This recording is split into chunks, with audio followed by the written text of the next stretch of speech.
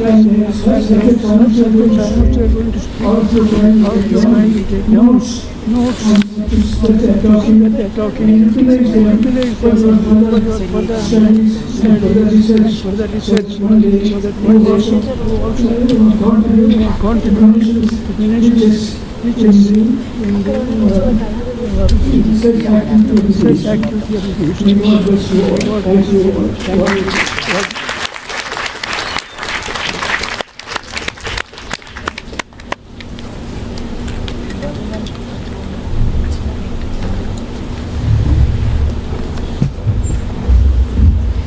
Thank you, sir, for blessing, inspiring, and supporting us all the time.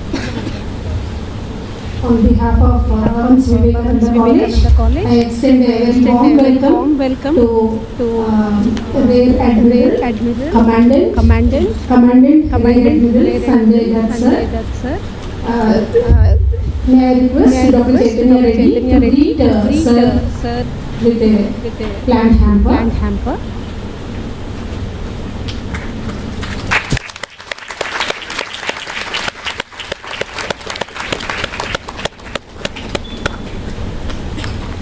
Thank you, Commandant, for sparing your valuable time and spending with us. May I now request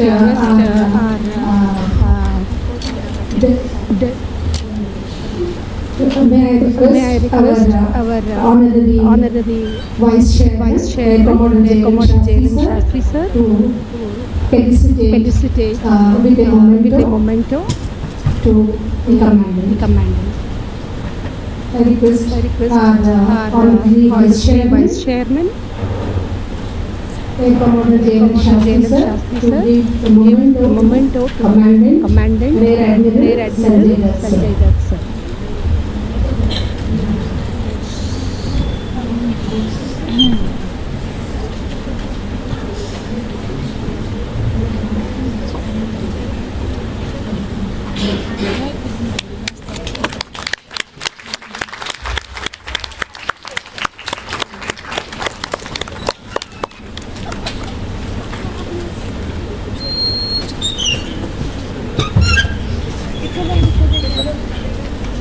Thank you, sir. To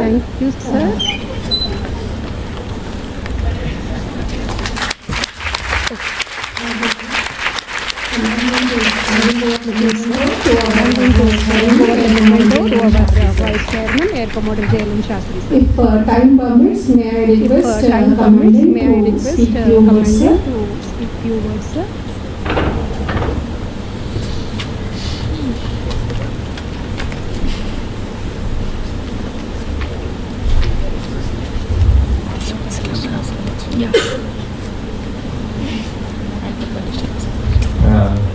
So Honorable Vice Chairman of the province, Vivekananda College, the esteemed panelists on the dais, I would say ladies and gentlemen and boys and girls. A very good morning to all of you. Of course, when I was 18 years old, my mother wanted me to become a doctor. And I realized that becoming a doctor means that for the next 10 years I'll have to study. And of course, something is muted. I used biology in my in order to study, I joined the armed forces. But ever since I've been studying. And now I have been made the head of an institution which teaches. So anyway, this I think this is a very noble seminar on this microbiome revolution.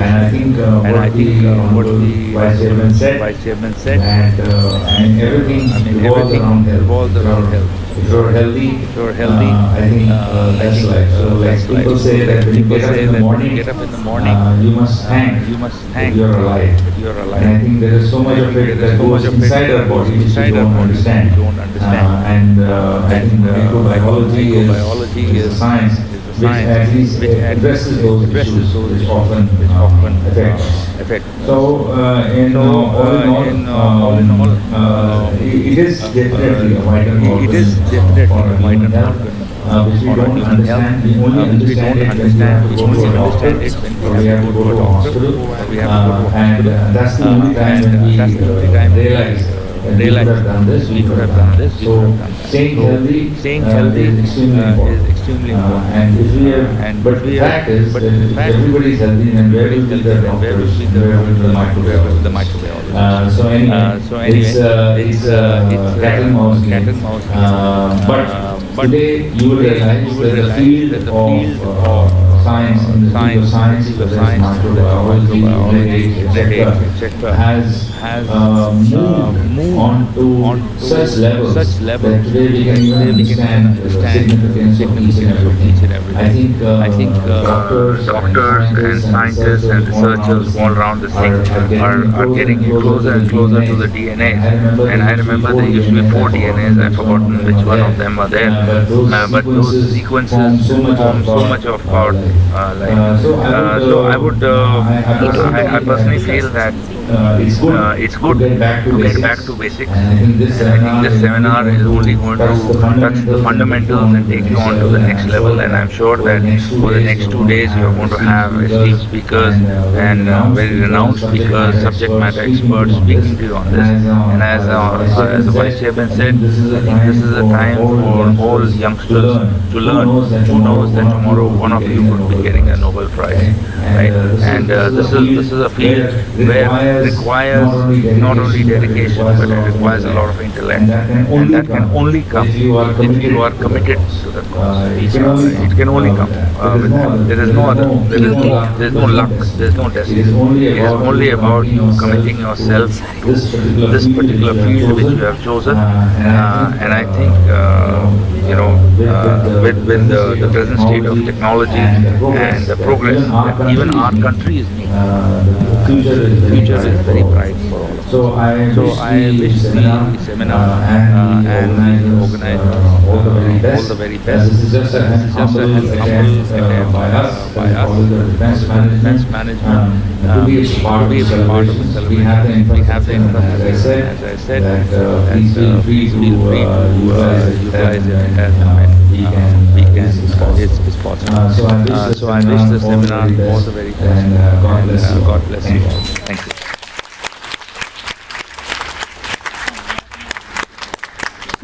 Thank you so much, sir. Your presence has added grace to this momentous occasion. We also thank Lieutenant Commander Samaria for being with us in this conference. Thank you, sir.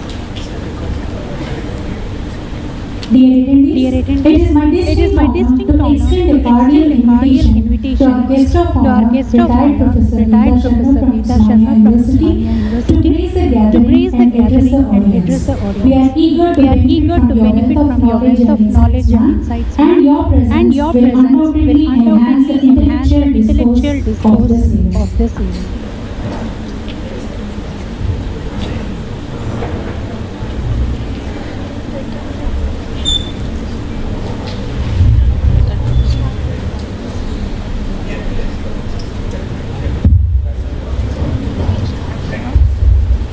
A very warm good morning to all of you. There was a time when teaching was not one of the professions that I really enjoyed.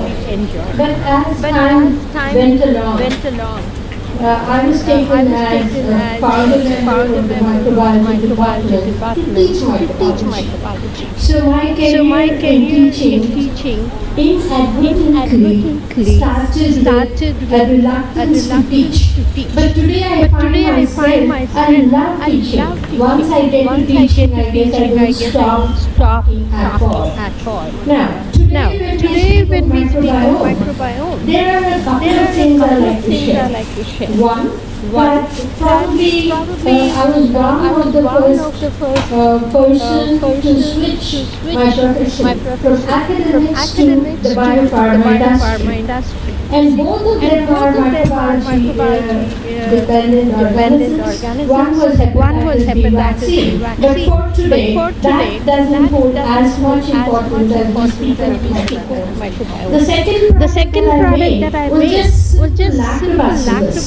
You know, I had gone into corporate by then. I started. So there was no person to convince to do anything like that. But when I went to the corporate for the first time, I had to prove myself. Will I only talk science, or will I make the science that I know give money? Because any industry does not work if there is no return on investment. So that was the first lesson I learned, and I had to give a product in 6 months. So I could reason, or I could validate my existence in the industry. So I scratched my head. What can I do in such a short time?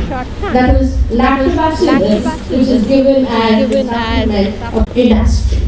So a simple lactobacillus sachet is very important for you to combat the disease that you have, for which antibiotic is given.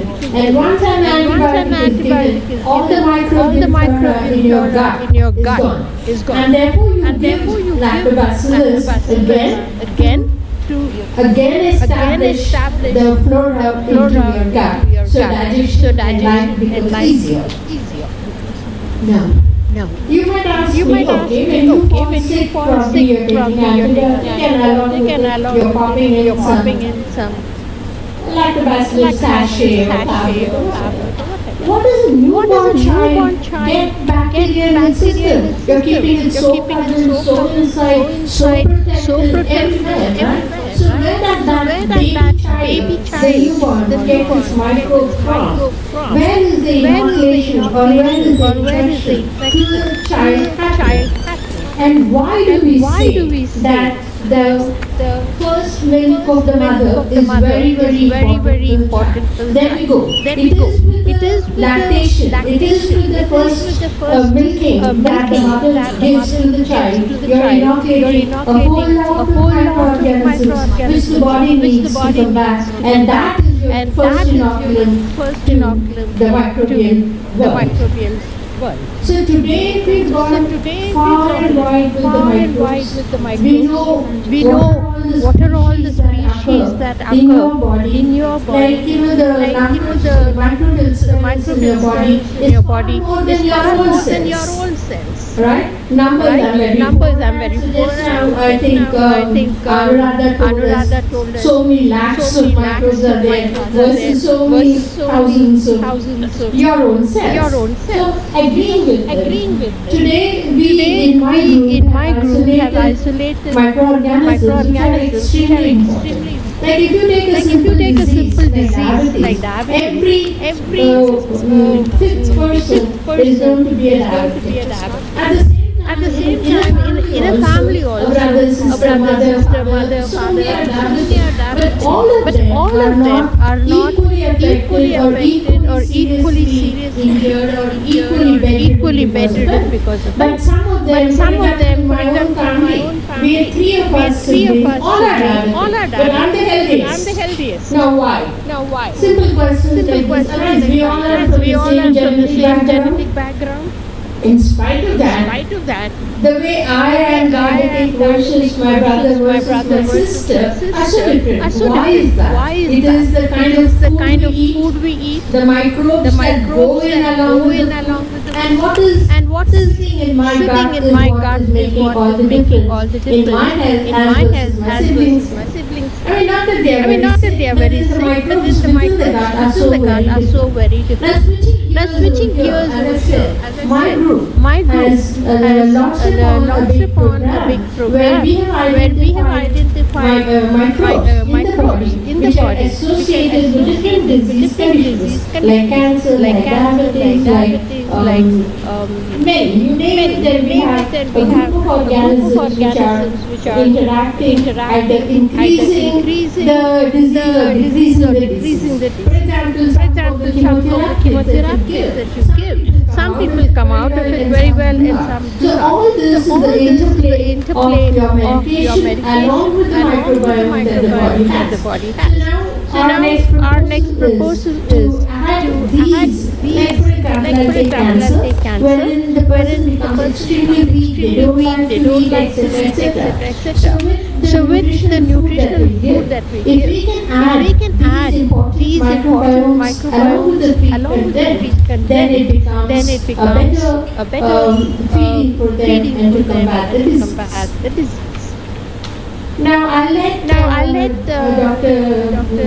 Sasi Sasi speak Sekran speak volumes about the the microbiome. microbiome. At this point, we all begin our career with knowing nothing. knowing nothing, Knowing nothing. Absolutely. Absolutely. And as we progress in life, our our thirst thirst for for knowledge knowledge makes us learn learn so many things. Our our experience experience teaches teaches us so many things.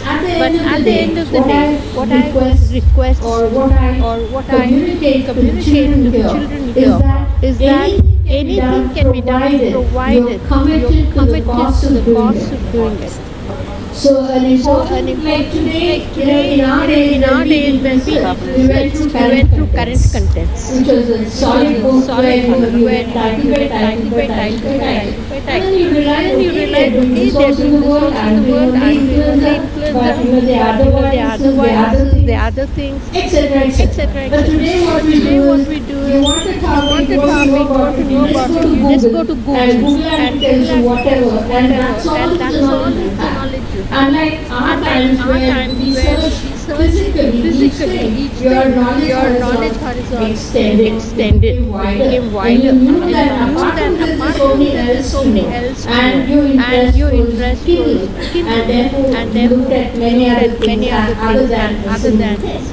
But all said and done, when you're at the end of the day, it is your commitment that takes you places. It takes you to different positions in life, different contributions that you make to science and society. So I would humbly request all of you all to be committed to the purpose of science and do make a difference in people's lives. At the end of the day, when you sit back and ask yourself, what did I do? These 50 years, 80 years, 90 years, you're going to have an answer to your story and say, did I make a difference to the lives of people? Did I make a difference in the health of people? Did I make a difference? Etc. And wherever you are, whatever feed, be it microbiome or macrobiome, that matter, if you're committed, you can go to any heights and say that you have done it. Thank you all very much, and I would like to thank Anuradha and for inviting me over. I come to Bowls every so often, courtesy the microbiology department here, and wish you all the very best, and thank you sir for having me over. And it is my pleasure to talk to you children, because I believe that you all are tomorrow's HR, the human resource that has to contribute to the billion population of the world and to the billion to India. So please commit yourself to what you want to do, and the desire is so strong that you will achieve. Kamphogi Kamyab is the motto that you have to take. Yes. Okay. So wish you all the very best. And microbiome is a very important thing. And today not only bacteria but even phage. The virus is becoming a medical therapeutic agent. So there's a lot to learn from that kind of phage that you're studying to the microbiome that we are, and all the very best. Thank you.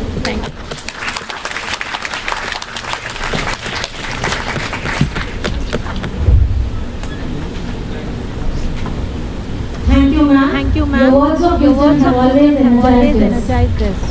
It is with great pleasure that I extend a warm invitation to our chief guest, Dr. B. Shashikiran, former director of ICMR NIN, to address the distinguished gathering. Sir has been an expertise and experience promised to enlighten and inspire us, making his presence a valuable addition to this auspicious occasion.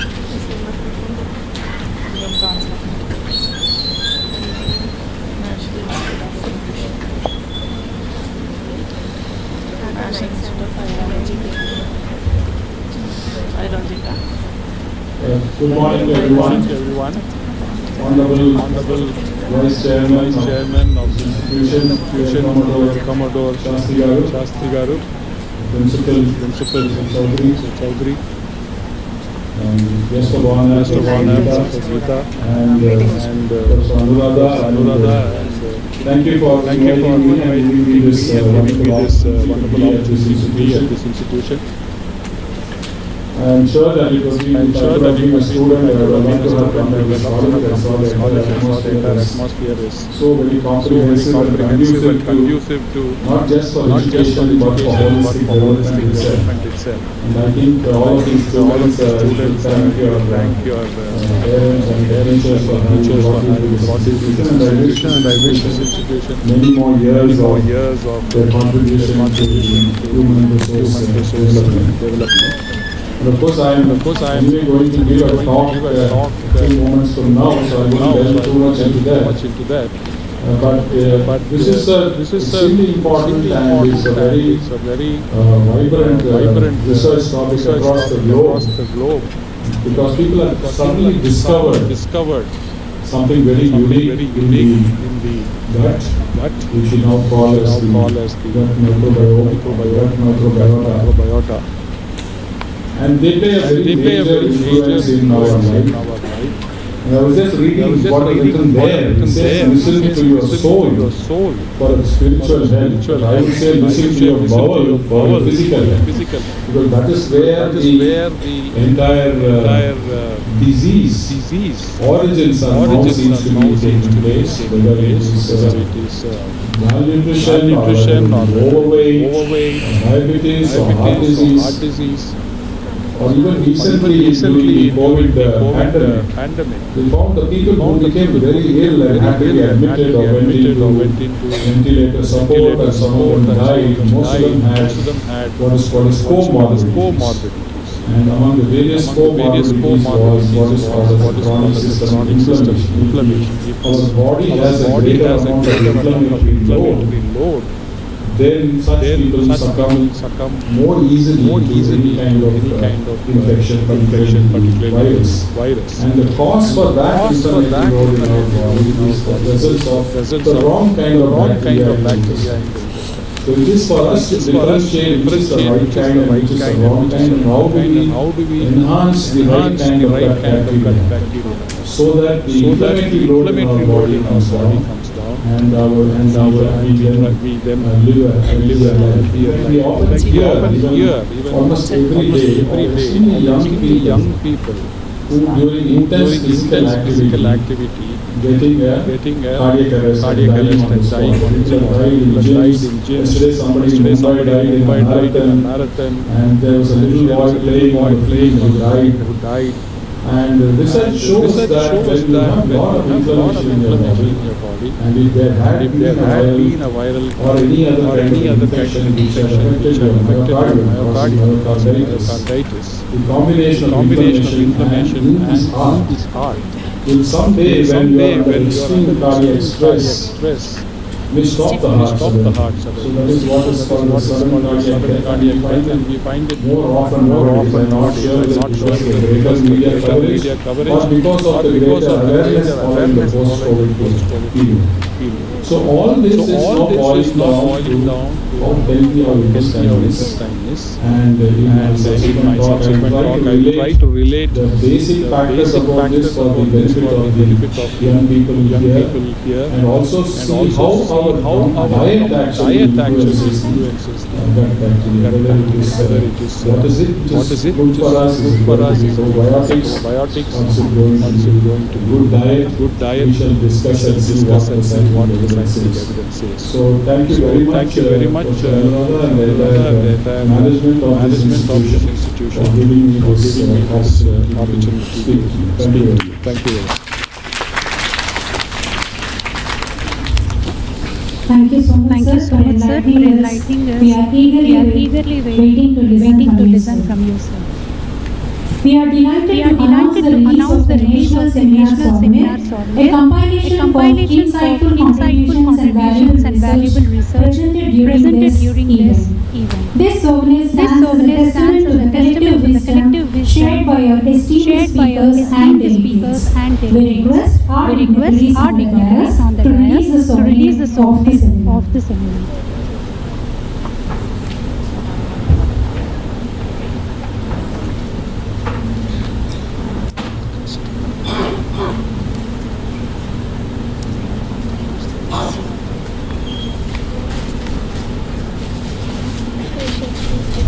I request the two conveners of this seminar, Dr. G. Sharada and Dr. S. Anju, also to join for release of solemnity.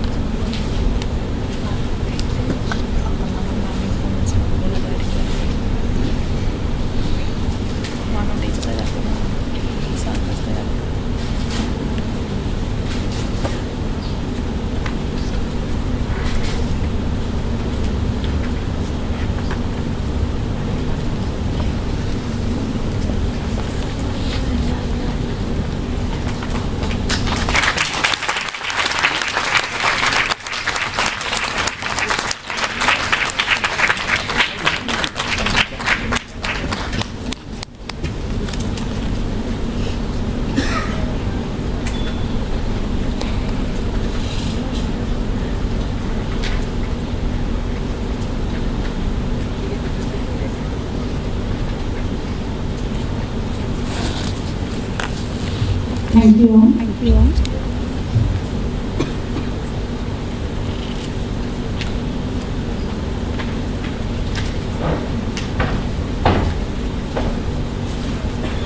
We request our Vice Chairman, Jain Shastri sir, and Principal sir to present a moment to our Chief Guest, Dr. P. Shashikaran, former Director, ICMR, NIM.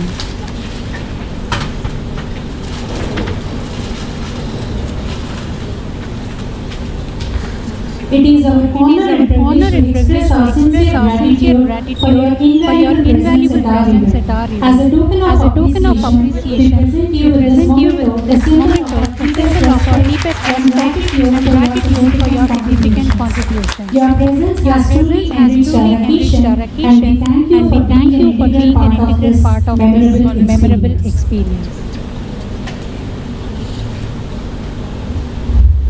Now we request our Vice Chairman and Principal sir to present a moment to our guest of honor, retired Professor Geeta Sharma, Department of Microbiology, Mania University.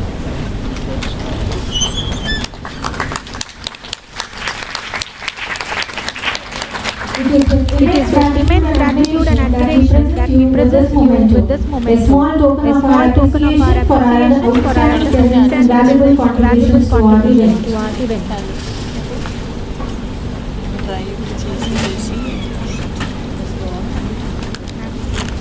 We request all the faculty from Department of Microbiology to please join for a photo.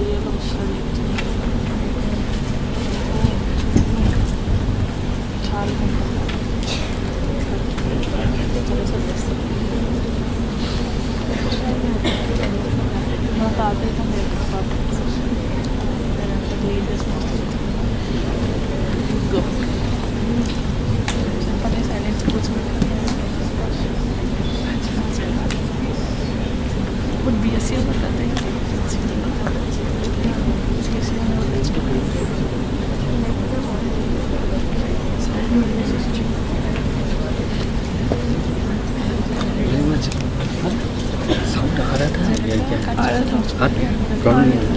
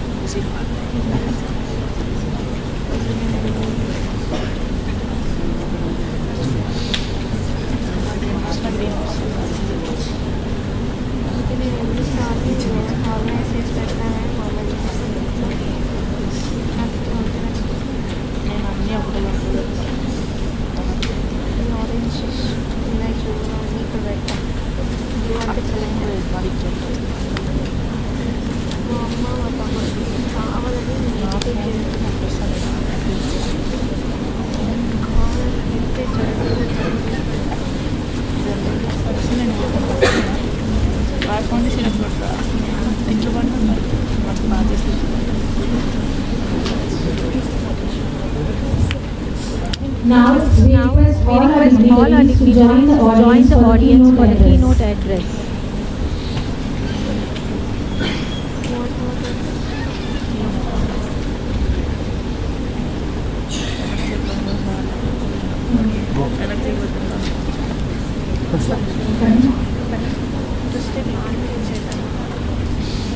Before we move on to the keynote address, we would like to have Dr. J. Sharda, Assistant Professor, Department of Microbiology, co-convener for the seminar, to give the vote of thanks for the inaugural session.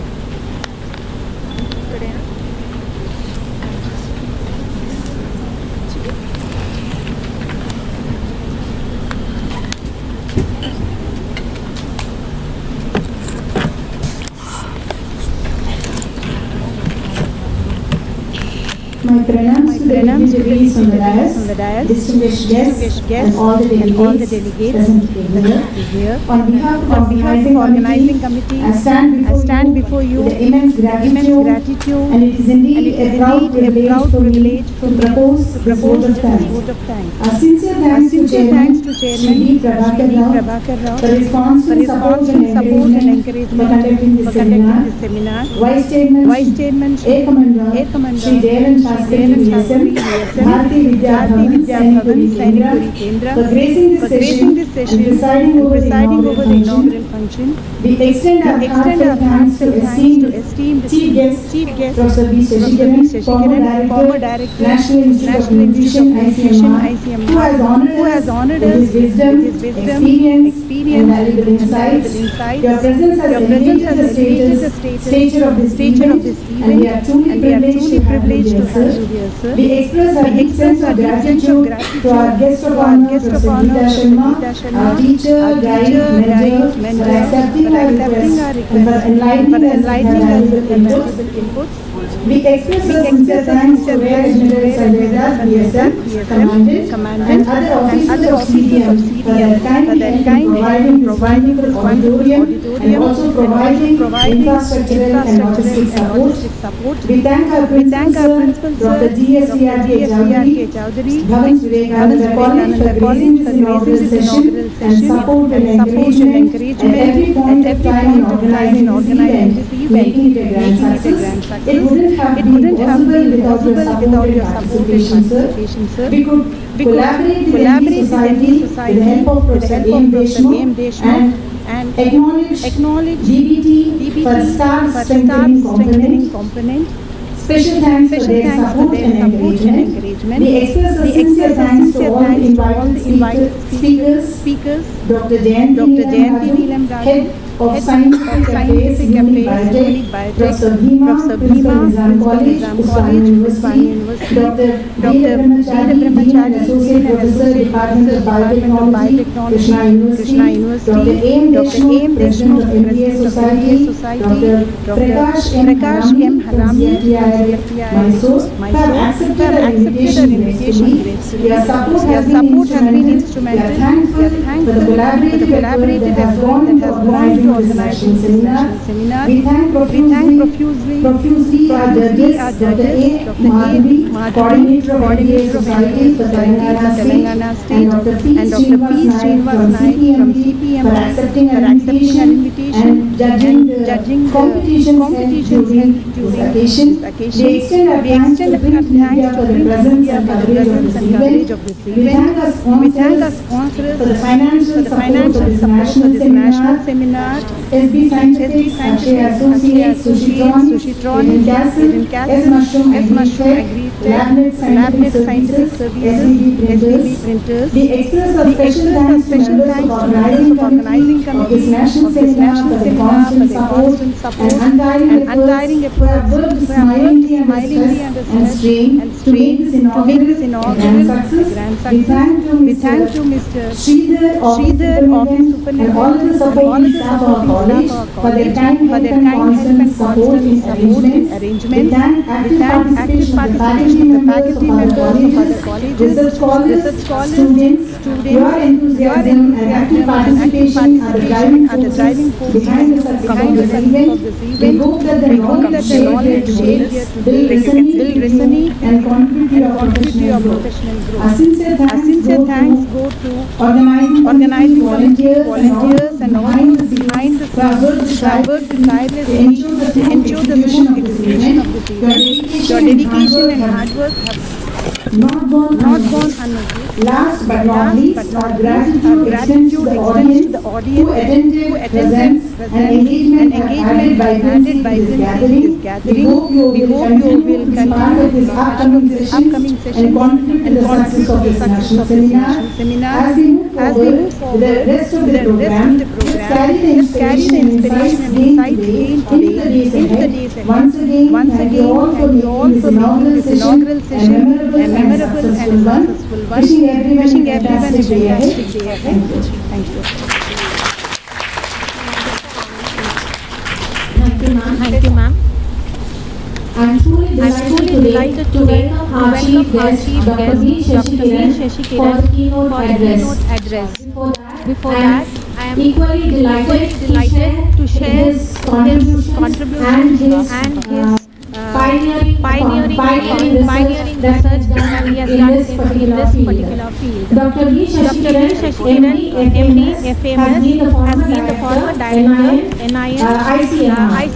He has done his MBBS from Madras University. Sir has completed pathology from Uthmaniyya University. Sir has adopted chairman review committee as chairman review committee for genetic manipulation, Government of India. Member scientific panel on nutraceutical food supplements, novel foods, FSSAI. He has been the president Nutrition Society of India, vice president for Microbiota and Probiotic Science Foundation of India, vice president Probiotic Association of India, member Health and Advisory Council, Coca-Cola India, member Nestle Council on Nutrition Affairs India. He has been the trustee of Nutrition Foundation, public sector trustee from India International Life Sciences Institute. Sir has been a member of Research Advisory Committee, CSIR, IITR, Lucknow. Sir was a chairman, Program Advisory Committee and member RC National Agri Biotechnology, DBT Government of India, member of Project Review in Department of Health Research, Ministry of Health. Sir has been the member of National Committee on Nutrition of CII Delhi and chairman working group on sports persons FSSAI. Sir has been doing research in trust areas of nutrition pathology and toxicology and has approximately done 120 chapters in various book publications and his sub-areas of research include diet and cancer, nutrition and cell death. Sir has been honored with various awards. Professor C.R.R. Reddy Memorial Award by Andhra Pradesh Academy of Sciences, Yella Pragada Memorial Lecture, School of Medical Sciences, University of Hyderabad, Sakina Ghosh Memorial Oration, Department of Chemical Technology, Kolkata University, C. Ramchandran Memorial Oration, Nutrition Foundation of India, Dr. Rajamma Devdas Oration Award, Avinash University, Coimbatore, Dr. Florence Theophilus Endowment Lecture, WCC Chennai, Dr. S.G. Srikantia Memorial Lecture, Nutrition Society of India, Sir Neel Ratan Sarkar Memorial Award, S.K. Mitra Memorial Award from All India Food Association at New Delhi, Dr. P. Narasimha International Award, International Medical Sciences Academy, New Delhi, Govind Reddy Memorial Oration, India University of Sciences and Vijayawada, and Dr. K.V. Memorial Oration Award and R.R. Memorial Memorial Award from Department of Oncology, Nizam Institute of Medical Sciences. Sir has been a life member for a number of scientific societies, including Indian Association of Pathologists and Microbiologists, AP Chapter of Pathologists and Microbiologists, Nutrition Society of India President, GUT, Microbiota and Probiotic Science Foundation, Fellow Andhra Pradesh Academy of Sciences, Fellow Telangana Academy of Sciences, Fellow of International Academy of Medical Sciences. He has also been research guide for PhD, MD and MBS students of India University of Health Sciences. With such an rich experience and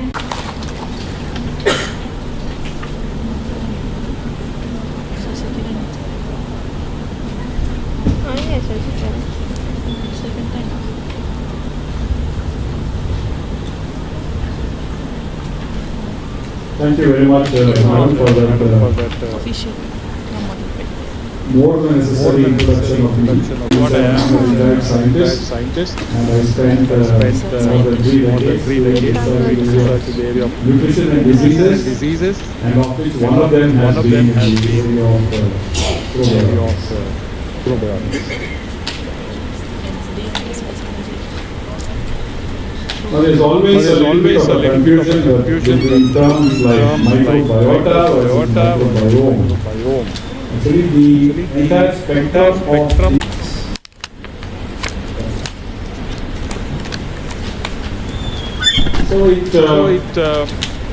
actually the story goes back about 150 years back when Russian scientist called Mechnikov, he observed that there is a certain population in a village in Europe where people were healthy most of the time and they also lived a long life. And when he further investigated, they found that the kind of diets they were following was mostly fermented foods. And then he realized that there is something in the fermented food which is probably what is contributing to their good health. That's when he discovered that there.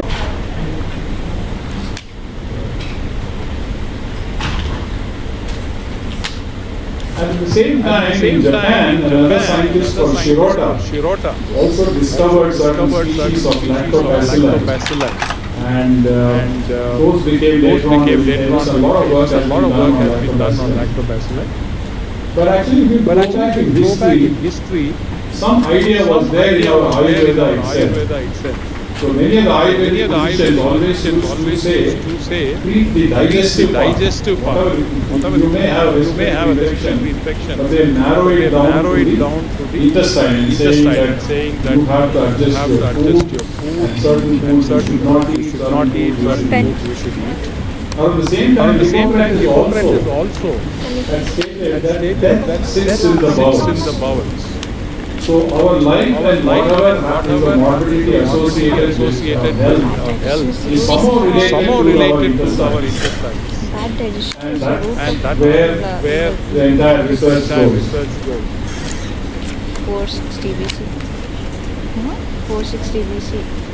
Now actually our entire body, including the skin, is covered with a whole lot of microbes. And many of them are not harmful.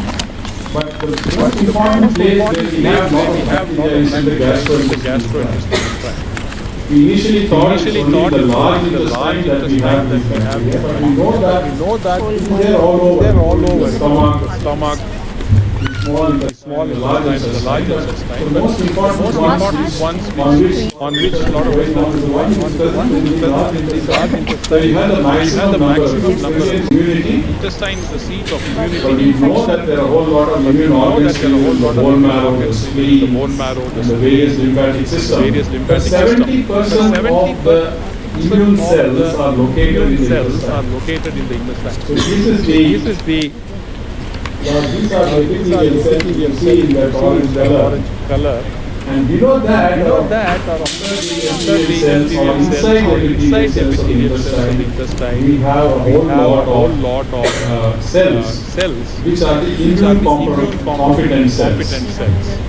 Now the gut microbiome's relation to immunity is through the communication which exists between the bacteria and these immune competent cells. The whole story of immunity is related to the kind of talk which goes on between intestinal bacteria and immune cells.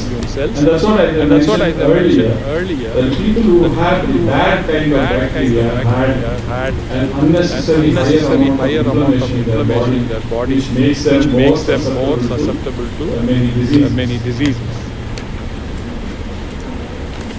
So what do these gut bacteria do? They have multiple functions. The extreme left, you see, they have protective function. That's the main thing for them is to protect us or protect the intestine and the body. So whenever a pathogenic bacteria get into us, the harmful bacteria get into the intestine, they prevent them from getting foothold on the lining of the intestine. They also do not provide them the nutrients. Every bacteria has to need some nutrition to survive. Because these bacteria are brilliant. They don't allow the harmful bacteria survive by depriving them of nutrition.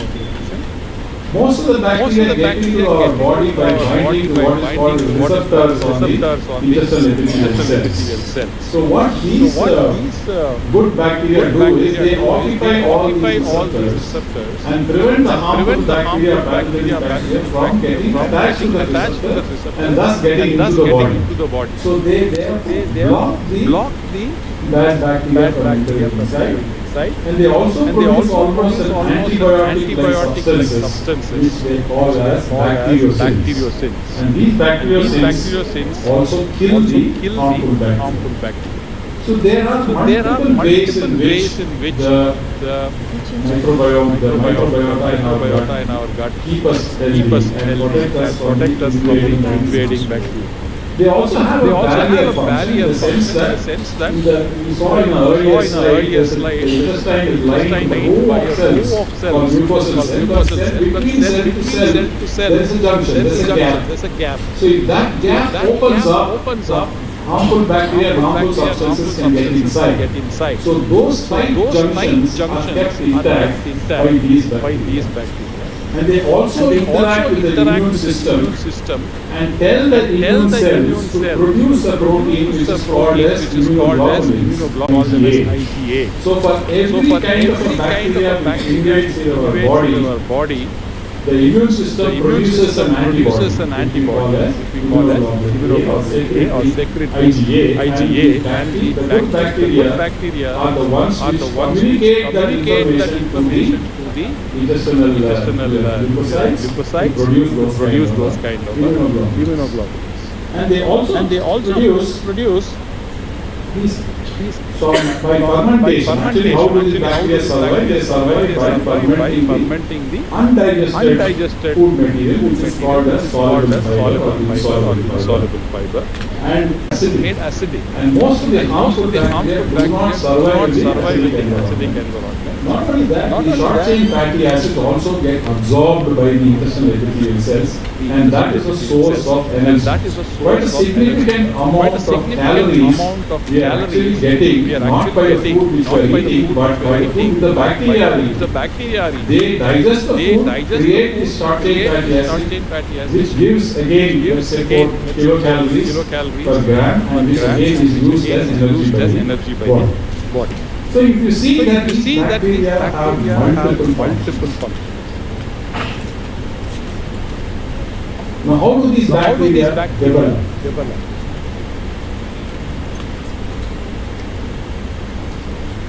So the bacteria start appearing right from the day we are born. Now, I used to think earlier when we used to look at, as a pathologist, we used to look at what is called the biopsy or the amniotic membrane which covers the fetus. Okay, so after delivery, they used to send us this tissue material of amniotic. Look at it under a microscope and find bacteria in them. They are supposed to be sterile. Inside fetal environment or inside the womb, we are not supposed to have bacteria, but I used to see the bacteria and wrongly interpreted that there was inflammation, that they had chorioamnionitis. But now it is known that actually bacteria do enter the normal inside of the uterus. And where do they come from? They come from the mother's gut. So the bacteria pass from the mother's gut into the uterus, so the baby is growing. So why do they do that? Obviously, nature is trying to expose the baby even before it is born to bacteria. To prepare it when it is born to face a world full of bacteria and defend itself. So that is an extremely innovative information which we learned only in the last decade. And other than that, when the baby is being born, the baby acquires these bacteria, the good bacteria from the mother's genital passages. So there has been a difference between babies who are born by cesarean section versus babies who are born normally. It was found that the early immunity of the babies which are born normally was better than the immunity of the babies who are taken out directly from the uterus in the cesarean section. But it takes a few days. So therefore, on day 1 and day 2, if you want to know the baby who is born normally will probably defend itself better from infection than the baby born with cesarean section. But even the cesarean section also acquire the immunity. So how do they acquire? I recall what just now Professor Geeta Madam mentioned, that the earliest probiotics comes from the mother's milk. And these are usually bifidobacteria. So how do these bacteria come into the breast milk at all is that again the mother's gut bacteria move into the milk secreting glands, and from there these bacteria are coming into the baby's mouth. And that is one of the important things about early breastfeeding of the baby. Because if you want your children to have better immunity, less allergy, the earlier they are fed, the sooner they are born, they get the bacteria. Not only do they get the bacteria, they also get the food for the bacteria to grow, which I shall mention later. And then as the child grows, the bacterial population keeps changing. Initially it is predominantly bifidobacteria. And as time goes on, it shifts into other species of lactobacillus and so on. And then these are the major types of bacteria, bacteroids and so on. And these keep changing. When we have alteration in this bacteria, that is when inflammation and other things take place. Depending upon the relative of species, why do they change? They change because we develop some infection.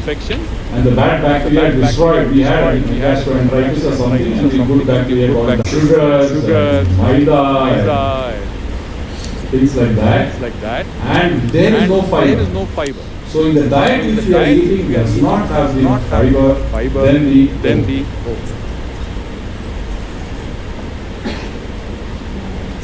the diet which we are eating, they do not have enough fiber. There is no food for these bacteria. And therefore, we have to eat good food. So the gut microbes or the health of the gut is therefore dependent upon the red things on the left and the blue on the right. The blue ones are all the good bacteria, and the red ones are like Staphylococcus, Clostridia, etc. And they are also likely to cause more harm. You have more of those bacteria, you could have more of intestinal infection or gas, diarrhea, constipation. And even cancer-related compounds can get into our body if we have the right kind of food. So there's always has to be a balance between the good and the bad. And any change in that balance is what we call as dysbiosis. Dysbiosis or change in balance of bacteria can be of two types. One is called as taxonomic dysbiosis in the sense that the entire species are different. The firmicutes will disappear, the bacteria will disappear, the Clostridia will increase and so on. So the species change takes place and it is not good for us. We call it as taxonomic dysbiosis. Sometimes the species are there, but they are not in sufficient number, nor are they able to provide all the benefits which I mentioned earlier. And then we call it as functional dysbiosis. So a disturbed gut could be either because of varying changes in the species or due to loss of functional dysbiosis. Now, how can we modulate this bacteria? Can we change them?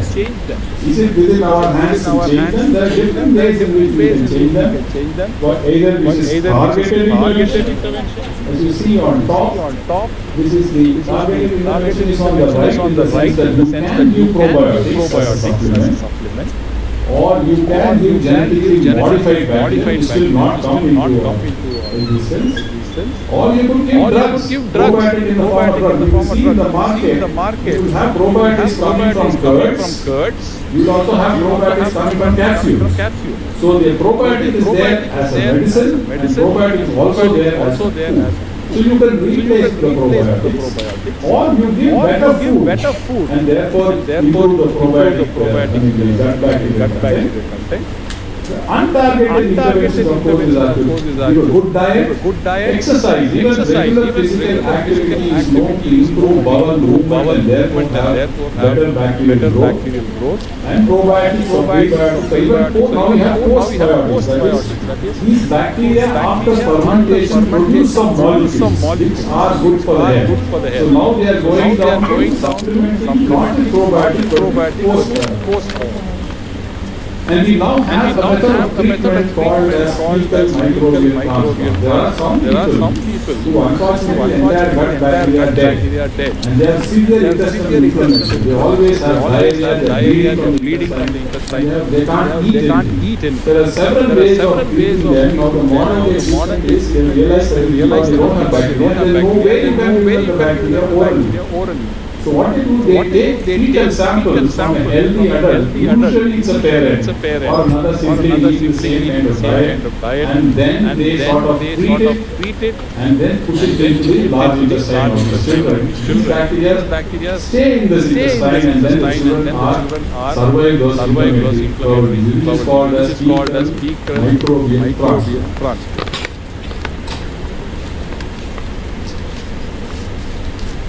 Then now coming to food. Actually, food is the inherent stimulator of the gut microbiome. If you want to have better immunity, it is through food. And the right kind of food stimulates the right kind of bacteria, which in turn stimulates the immune system. Okay. This could be either through probiotics or by giving prebiotics, which is dietary which I shall again talk about. So now these foods which promote our health, and particularly which promote our gut health, what is called a functional food. Even all foods are functional. There is no food which we eat which does not have a purpose in our eating. But technically, if you identify certain foods, they give a great benefit. For example, you look at the prebiotics on the left side of the circle, you have the conventional foods like tomatoes, apples, onions, and oats and things like that, which have a lot of undigested components which help bacteria grow. Or you can have fortified food. You even have cereals, and as I told you, curds, probiotics, or even energy bars, protein energy bars which are fortified in fiber. And that fiber acts as a prebiotic. Or if you were to purely use them as omega-3 or neogen or oligosaccharides, so purified probiotics can also be given as a supplement. So you can get these prebiotics from various sources. The ideal, of course, is through our diet. Now you can also get probiotics. Probiotics can come through a whole lot of fermented food that include some forms of wines containing probiotic bacteria. Wine again is a product of fermentation. You can also get through fermented dairy and cheese and yogurt and buttermilk.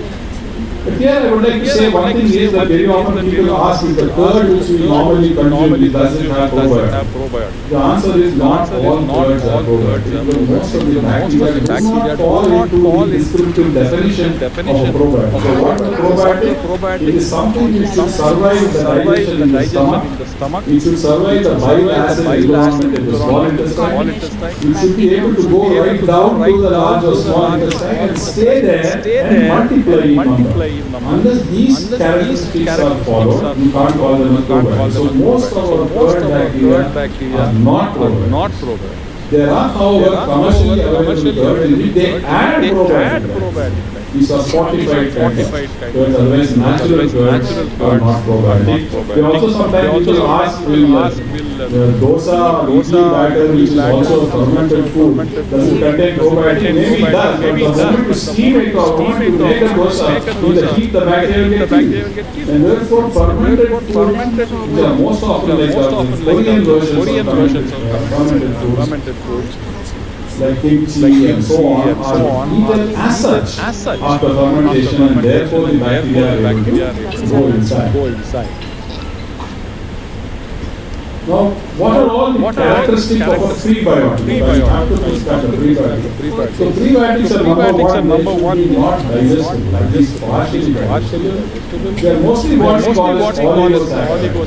Saccharides are basically sugar molecules. If you take glucose, it is not one sugar molecule, so it's a monosaccharide. If you take sucrose, it is not one sucrose, one glucose and one fructose, and therefore it's a disaccharide. So if you have more than two sugar molecules, maybe from 3 to 5 or 7, they are called oligosaccharides. And if you have several molecules, then we call them as polysaccharides. So most of the oligosaccharides and some of the polysaccharides are prebiotics. And those are the foods on which bacteria will grow.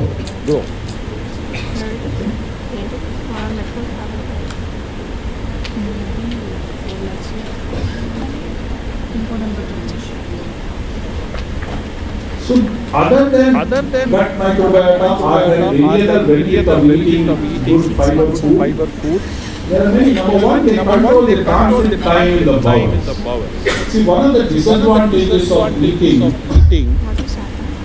a product made with high amount of sugar or maida is that soon after eating you feel hungry again. In 1 hour, if eating a donut or 2 donuts, then in 2 hours you again feel hungry. The reason is highly refined carbohydrates go down quickly out of your stomach. So the transit time is faster for refined.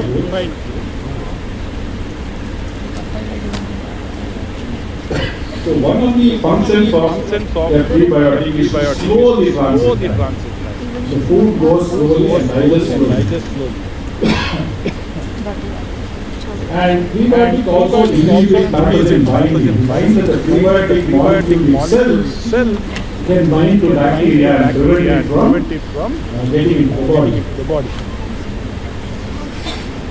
The common prebiotics are the galacto-oligosaccharides.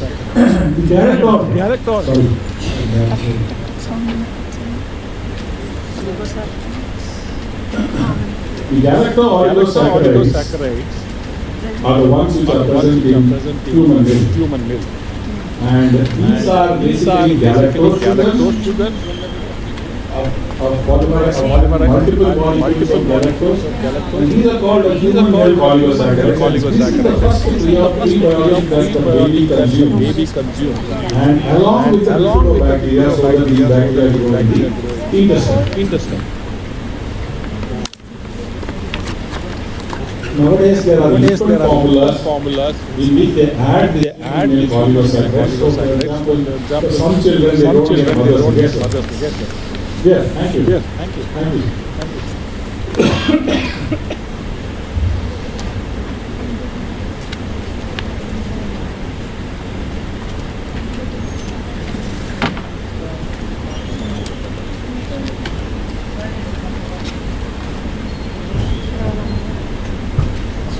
Admire his commitment that 97 he can do this.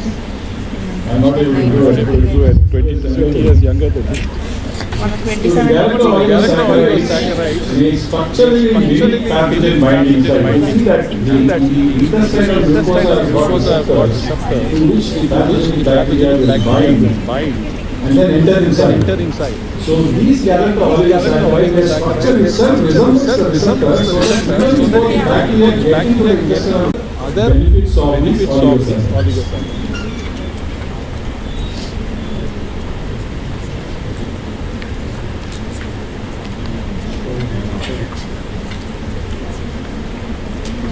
Inulin is another prebiotic, and where do you get this inulin from? The common source of inulin is either from chicory. You know, chicory is an ingredient of coffee. You buy, let us say, coffee like brew. It's a combination of chicory and coffee. And chicory is a good prebiotic. Chicory is a good And then also onions. But onion is a very staple component of all our diets. Only any Indians, most Indians don't eat food only with onion. There are some sects who don't like take onion. But onion is a very good source of prebiotic. And wheat itself, whole wheat is a prebiotic source. And they also have the same mentioned earlier. So there are a lot of non-starchy carbohydrates. Our carbohydrates are a variety of carbohydrates. Of which some of them are non-starchy components don't get digested. These are cellulose, dextrins, chitins, pectins. Pectin you get a lot of pectin in apples. And you have beta-glucans, you get a lot of beta-glucans from oats. And there are several laxatives and lipids. These are all present in plant foods. And you don't find them in animal food. And one of the reasons that plant-based diets are the best for our intestine than animal-based diets, except of course fish.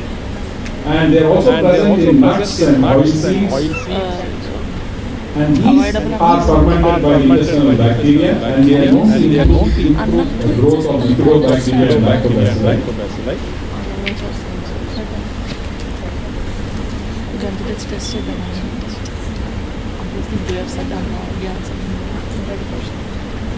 And there's also some evidence that omega-3 fatty acids is present in fish and fish oil and soybean oil, along with the prebiotic in combination, helps the gut bacteria to grow better, and also improve the efficiency of intestinal glucose cells. So now it is becoming slowly a possible product in future where you have combination of prebiotic, probiotics and omega-3.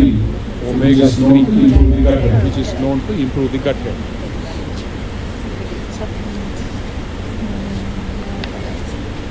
Now, what is the effect of phytochemicals? So, what are phytochemicals? Phytochemicals are chemicals present in plants. And there are a variety of phytochemicals. For example, resveratrol is found in black grapes.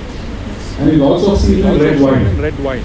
It's a very potent prebiotic and it's an antioxidant, but not only an antioxidant, it is also preferred by bacteria and lactobacillus. It's not only you and me who like wine, it's also bacteria who like the wine. And therefore we might as well indulge in a little bit and know that the Mediterranean diet is considered to be the most healthy diet in the world. Wine is an important component rather than vegetables. Anthocyanins which are present in berries, anthocyanins are present in pomegranates, and these are also known to prevent the growth of harmful bacteria.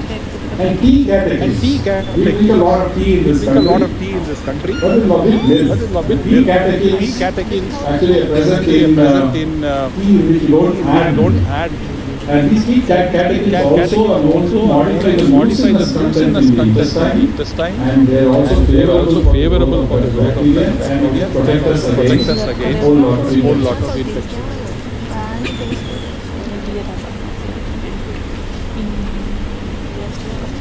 So what is strategies to assess the impact of fortified food on gut bacteria? If you really want to do laboratory studies, this is how you should be doing. You have to take the first step is you do a fermentability assay. You do it in vitro, where you take the substrate, which is usually a kind of fermentable carbohydrate. Into that we inoculate with the bacteria, keep it over a period of time, and then measure for the growth of the bacteria, the presence of organic acids like proteinic acid or uric acid, measure how much the pH has come down, and also measure ammonia. If these are shown to be positive results, that means you have a probiotic in your hand. Then you do a human gastrointestinal tract simulation assay and measure the same thing. And it works, then you know that this probiotic will work this consumed. Then you do a human clinical trial by feeding these probiotics and then see what is the clinical outcomes. Like better bowel habits, better satiety, and also look at the stool, acidity and the bacterial count. So this way you can actually study in your own laboratory how to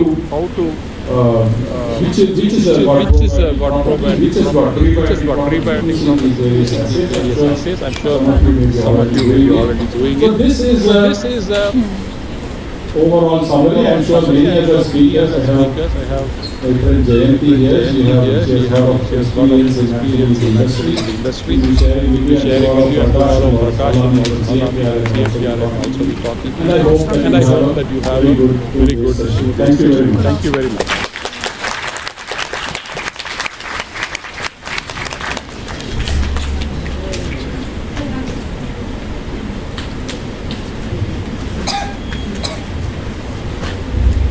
Any to interact with the sir regarding this topic?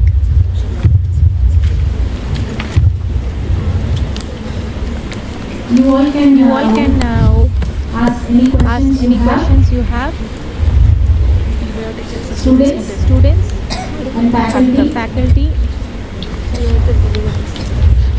Kalpana ma'am, please. Good morning, sir. There are so many probiotic formulations available to us in the market. And generally we are confused. Even online we get so many like those having prebiotic, probiotic. So how do we know which is a good one? How do we go for the right kind of say a probiotic for good gut health? Because there's so many. You actually have to look at the composition on the label which is mentioned. And you will see the different names of bacteria. And you also see the counts per serving. It will be minimum of 10 or 8 per gram of per ml. And if the counts are sufficient and if the species which are mentioned already have scientific evidence that good probiotic. And if it is properly stored, most important is many of the vegetative forms of this bacteria do not survive at room temperature. And very often we find that the markets actually keep them outside on the shelf. Such probiotic ones, some of them by bacillus subtilis, those can survive at room temperature. Depending on that you can use it. I would suggest that you use probiotic usually after you had a gut infection, after you had a severe antibiotic where the existing gut bacteria got destroyed, replace them with the probiotic. But if your gut is okay but you like to eat, I would suggest you go for prebiotic, which could be any of these, either natural foods or a supplement. Because your gut already has good bacteria. You just need to increase their life and their comfort. And I guess stress also plays a very important role. Oh yes, stress is one of the important.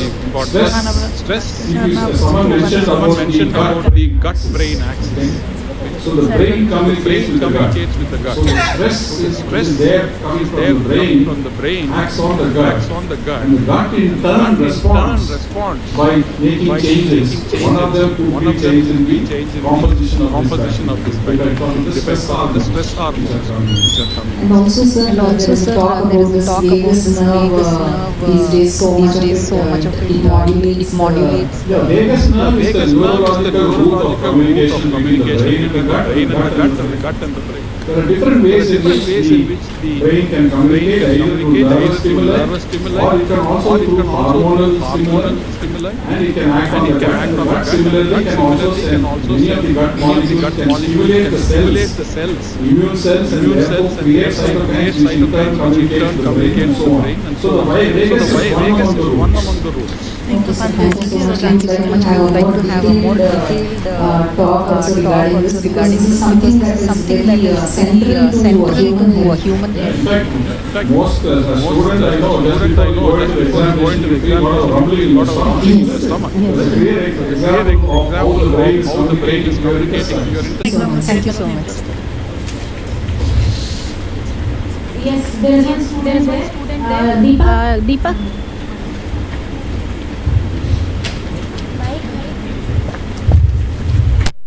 Good morning, sir. I have two questions. One, what are the symptoms which can tell us whether the good bacteria is there or not in our bodies?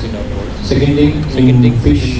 Does all varieties have this kind of specific variety? See, the symptoms of a good healthy gut is if you are able to eat and digest, and most important is the bowel movement. So if you have the earliest sign of a disturbed gut microbiota is altered bowel movements, either delayed transit in the form of constipation, or it could also be diarrheal episode. So that is the way of finding out. If you can eat and have absolutely no bowel-related problems, that means your gut is perfect. And the gut is actually not a source of probiotic, but of omega, especially fatty fish. Fatty fish have got a lot of fat under the skin are the ones which have the more amount of omega 3 and the lean. Yeah. Talk about catechins in your CKP, sir. Tea catechins. Do we have? Good morning, sir. Good morning, sir. So my question is, you talked about catechins in your PPT. So do we have catechins in green tea as well? Because we have seen in advertisements that it is good for the gut. But how much should we have it? And if we should have, when should we have it? Okay, green tea is actually a fashion rather than a fact. So ideally the Indian tea is a black tea. It's got as much as what the green tea. The only problem with us is the way we prepare the tea. If you keep boiling the tea leaves for very long period, and you add a lot of milk to the particular tea, you lose out on many of these biological active molecules. But if you were to green tea, usually we put it in that fashion, then dip it for a little while. The tea leaves also are not boiled. Kept boiled and you don't boil it in hot water. And all the catechins will come inside. There are also disadvantages of tea catechins. Also bind to nutrients. So too much of that will also cause nutrient absorption. That's why one should not consume black tea or any tea along with the catechins give you the benefit rather than absorbing the microbiome. But any tea is as good as the other. Prepare it properly as we should, and then you'll get the benefit of all the bioactive molecules. Thank you, sir. Thank you, sir. Good morning, sir. Good morning, sir. I have a small question. Sir, is it advisable to take a flavored buttermilk daily or just curd as such? Because some people have the habit of adding sugar to curd and some add salt to curd and some have the habit of taking flavored buttermilk by putting ginger and which is safe or advisable. Add anything to buttermilk but not sugar. You can add ginger, you can add spices, and also don't add too much salt. People also add a lot of salt. So salt and sugar have got their other effect on the gut also. And any amount of high amount of sugar that goes inside is likely to give the wrong kind of bacteria growth. So flavors, if it is not a sweetened flavor, most of the flavored buttermilk which you get actually have sugar in it. So use those which don't have. Thank you, sir. Thank you, sir.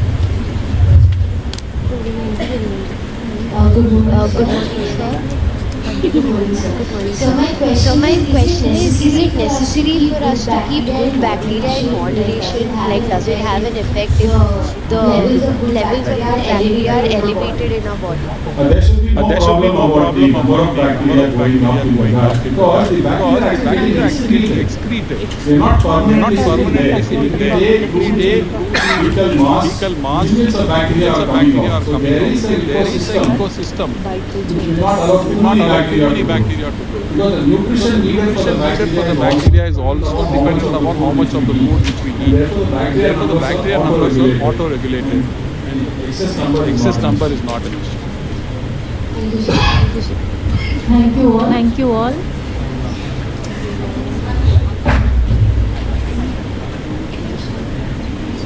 I extend my heartful gratitude to Dr. Dr. B. Shashikiran for gracing our national seminar with this profound insight on gut microbiome. Your keynote address has been a beacon of knowledge, guiding us through the intricacies of this revolutionary field. Your lecture has enriched our understanding, sir. Thank you, Dr. Shashikiran, for your invaluable contribution.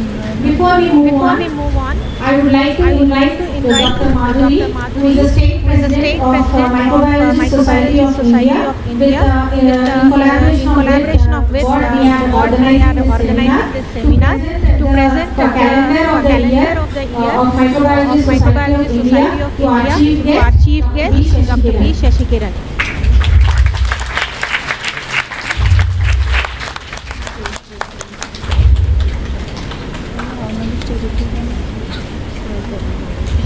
I also request ma'am to present the calendar to Professor Geeta Sharma ma'am.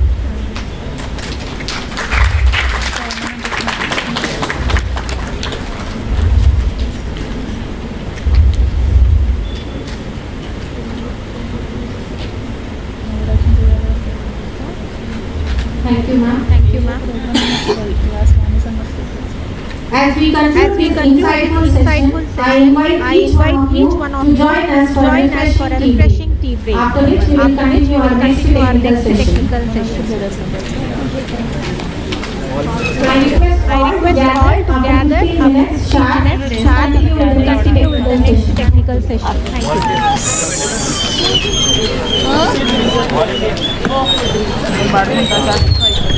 you. నాకు దానిపైన కాలు పెట్టి కూర్చోవాలని తెలుసు అప్పటి నుంచి ఎవరికి వెళ్ళి laptop I request all the students to just wait for a moment till the dignitaries move on. మీరు ఏమన్నా వెళ్ళమ్మా ఎవరికి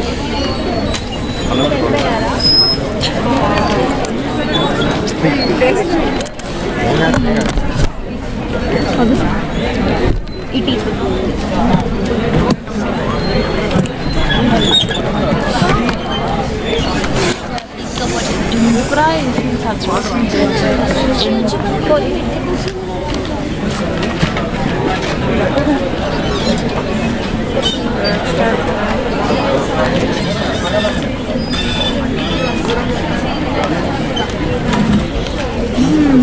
ఫ్రెండ్స్ అయ్యి నాకు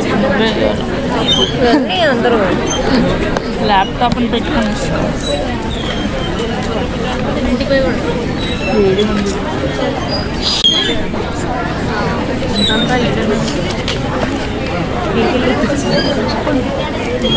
చేంజ్ చేస్తాను ఇప్పుడు నేను వెళ్తావా ఏమన్నాడు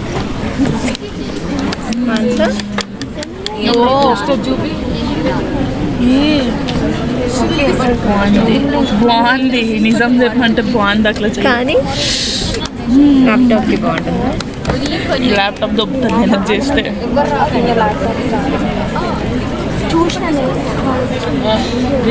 తెలుసు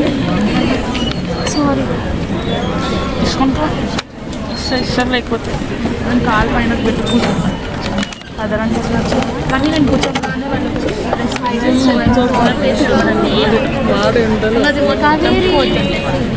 నేను వీళ్ళతో మాట్లాడాను వీడియో కాల్ చేసి వస్తలే ఎందుకంటే పిక్చర్ బోర్ కొడుతుంది వీడియో కాల్ చేసి రాయాలి అంతా ఎంత వేరే ఇవన్నీ మనవి ఖాళీ లేదు ఇచ్చేస్తారు ఇన్విటేషన్ లేకపోతే తినాలి ఫస్ట్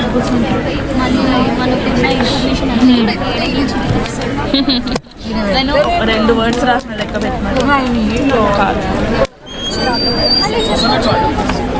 బాగా ఒకసారి ఫిక్స్ అయినా అవసరం తెలుసు ఫిక్స్ అవ్వదు బుక్ పడింది ఎందుకు అంటాడు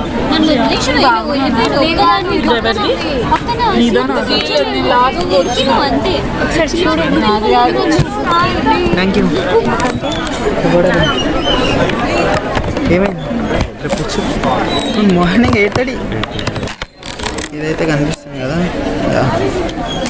ఇది తీసేసి ఇప్పుడు అది తీయాలి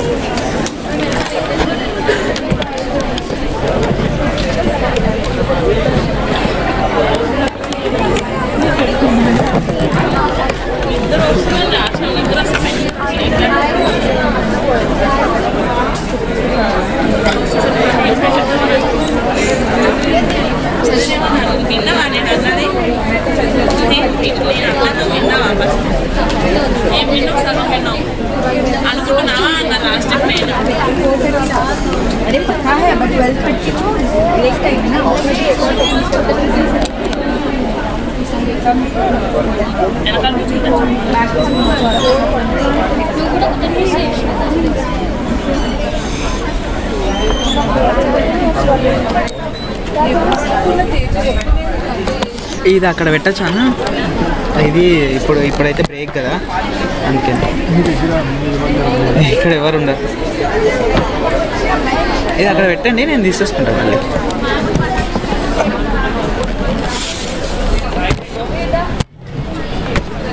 ఫస్ట్ చేస్తున్నా సీక్వెన్స్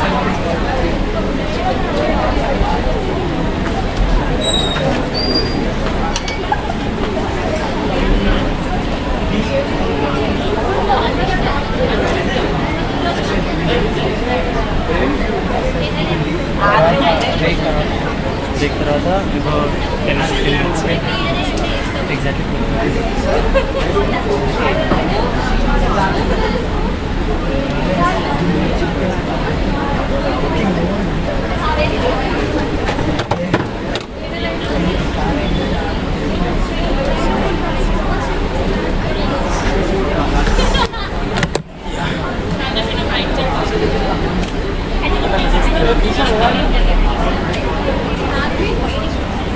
హలో హలో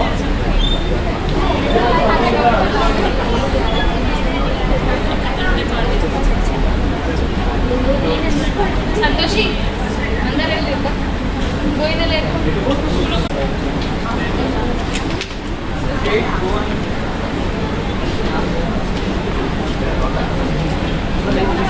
నేను ఎప్పటి నుంచి కాల్ చేసిన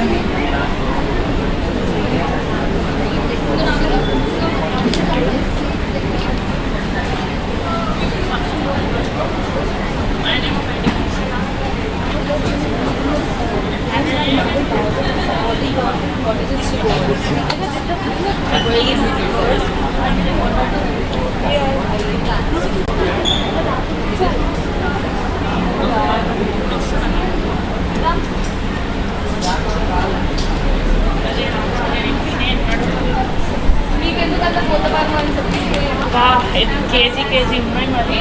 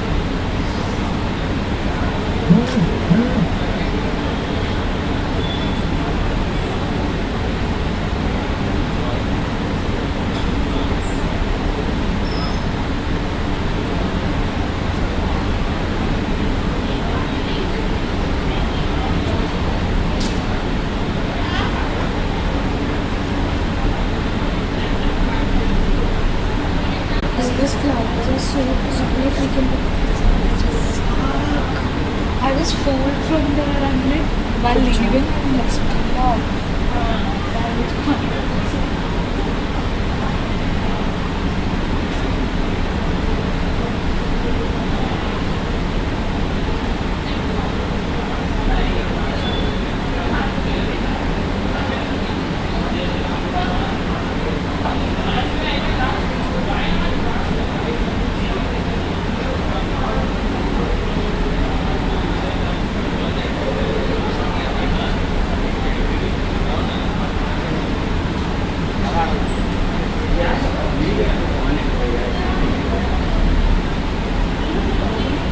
You don't know?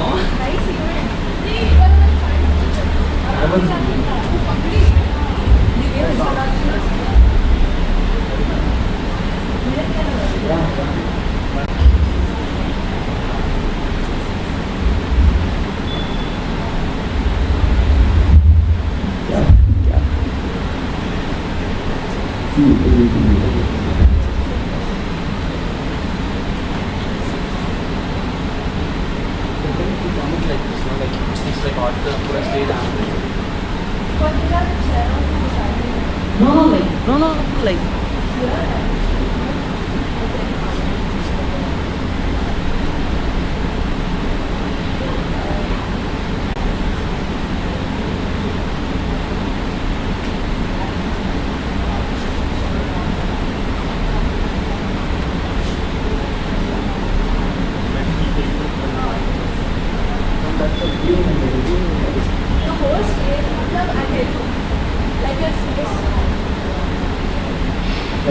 Like this?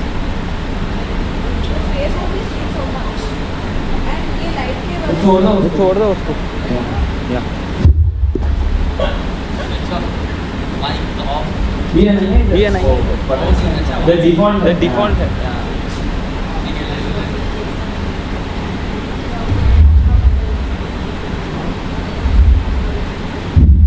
बात करें तो क्या तो भी चलता है.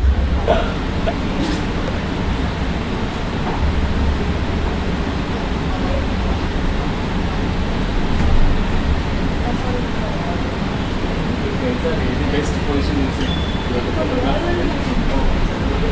We need to get the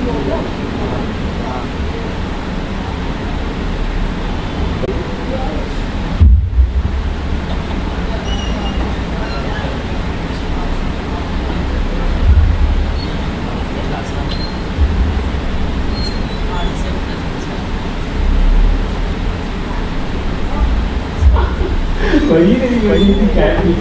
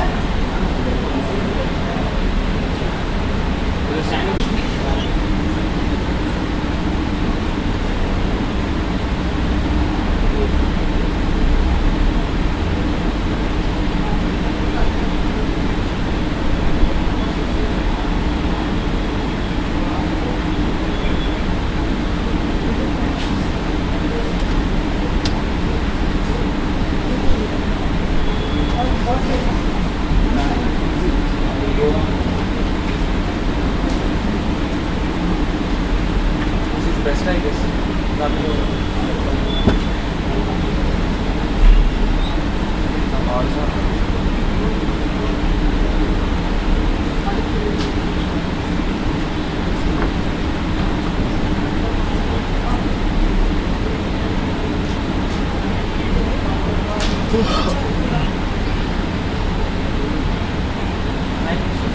That's the best one, right?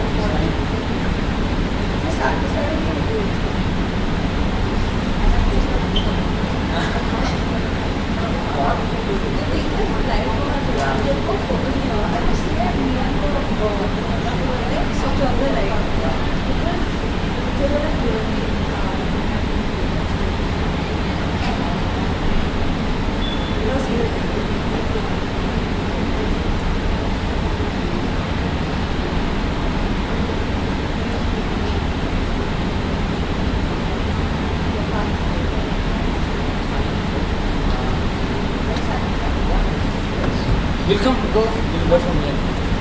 అది జయంతి మేడం పీపీటీ ఉందా? జయంతి మేము ఓపెన్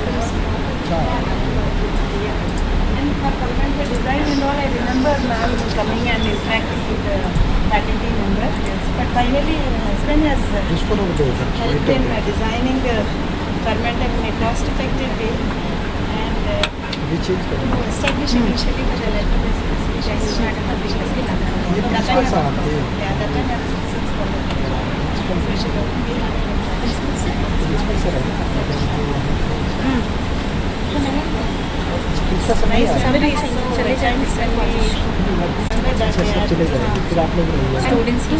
तो आप लोग का फिर क्या चलेगा अभी speech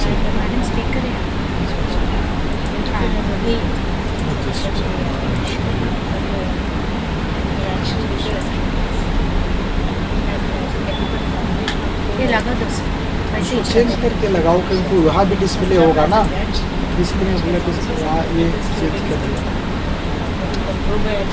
They have put a stall of students are nice.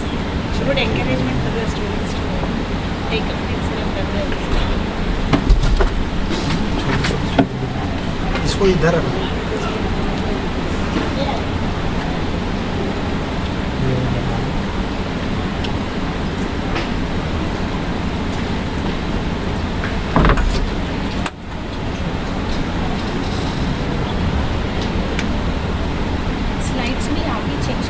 नहीं स्लाइड आपसे प्रेजेंटर मैं దగ్గర ఉంచుకోండి నేను ఫార్వర్డ్ हो रहा है प्रेजेंटर स्पीकर को ओके ये फॉरवर्ड हो रहा है तो आप चेंज कर दीजिए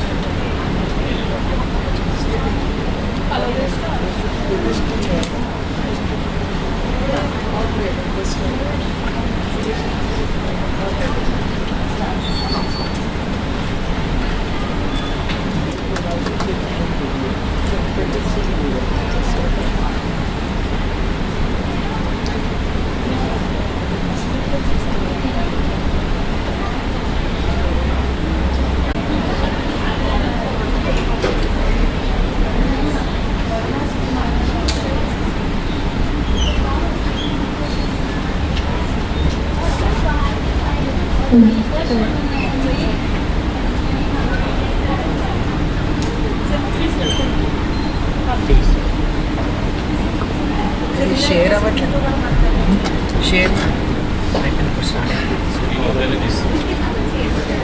ఎన్ని స్లైడ్స్ 40 नहीं ये पीपीटी लगा वो शेयर हाँ वो शेयर लगाने से पहले उसको चलो बना लिया वो याद नहीं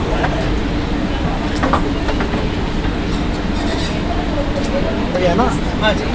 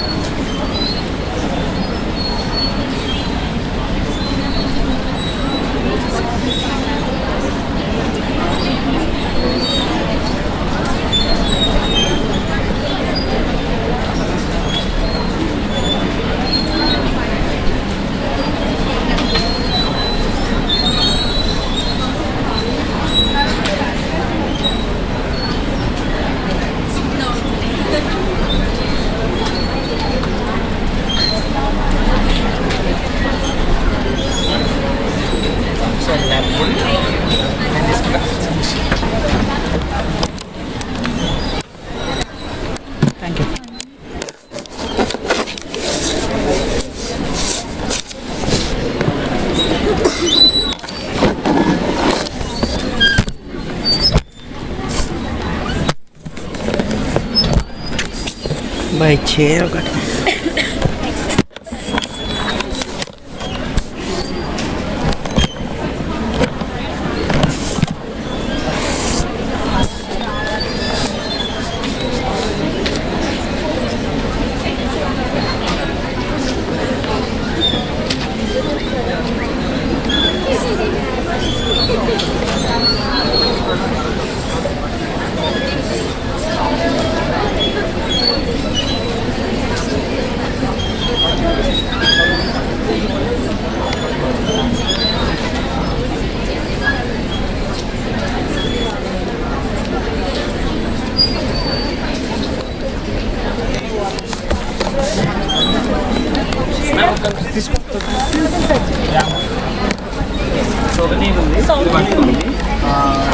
ఏమైనా చూసారా?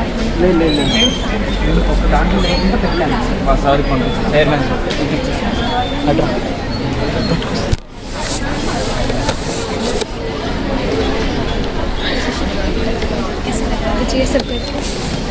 अच्छा लग रहा है मजा आ रहा है बहुत मजा आ रहा है नहीं मैं मजा तो नहीं 42 request all the students to be seated. కూర్చో मैं ఇప్పుడు ఎత్తలే అట్లా తిరగచ్చు ये आपको ही दूंगा पकड़ने के लिए कब? अभी मैं इधर बैठी नहीं वो तो बैठी हाँ तो बैठो ना क्या हुआ यहाँ पे क्या अक्षिता है कि ना अक्षिता नहीं तो मुझे भी दे सकता है मैं बुरा नहीं मानती नहीं मैं उतना कोने में आके ले सकता ना फिर से हाँ बोले पीछे बैठा है क्या ईशा पीछे बैठे हैं ईशा तो यहीं पे हूँ मैं ईशा में ही हूँ इसमें कितने स्लाइड से यार सारा टाइम लगेगा क्या ఏంటి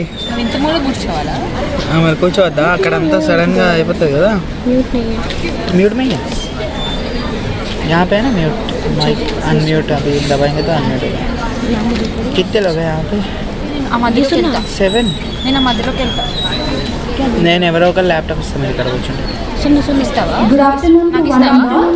We'll move on to the technical session 1, where we have the honorable Dr. Jayanti Neelam Raju, Head Scientific Affairs at Unique Biotech Hyderabad. Dr. Jayanti will be addressing us on the topic Revitalizing Gut Health, Unwitting Role of Antibiotics in Restoring Dysbiogenesis. On this occasion, I, Dr. T. Chaitanya, take privilege of introducing Dr. Jayanti ma'am. Dr. Jayanti holds a PhD in biochemistry from the National Institute of Nutrition, Hyderabad, and postdoctoral experience at Osaka City University Medical School, Japan. In addition, she is a registered patent agent with the Government of India. With a robust background in nutrition and carcinogenesis, expertise in probiotics, Dr. Jayanti has made significant contributions in various peer-reviewed journals. Her professional journey includes teaching biochemistry and microbiology to both undergraduate and postgraduate students prior to her tenure at Unique Biotech, currently serving as the Head of Scientific Affairs at Unique Biotech Limited. Dr. Jayanti plays an important role in scientific licensing activities with various universities, research institutes and hospitals for collaborative research on probiotics. Her responsibilities extend to product development, focusing on creating disease-specific probiotic solutions. Ma'am, few achievements include qualifying for the Women Scientist Scholarship, Government of India, National Merit Scholarship for outstanding performance in BSc, and securing first rank in MSc Biochemistry, and awarded the Jayashree Kannan Gold Medal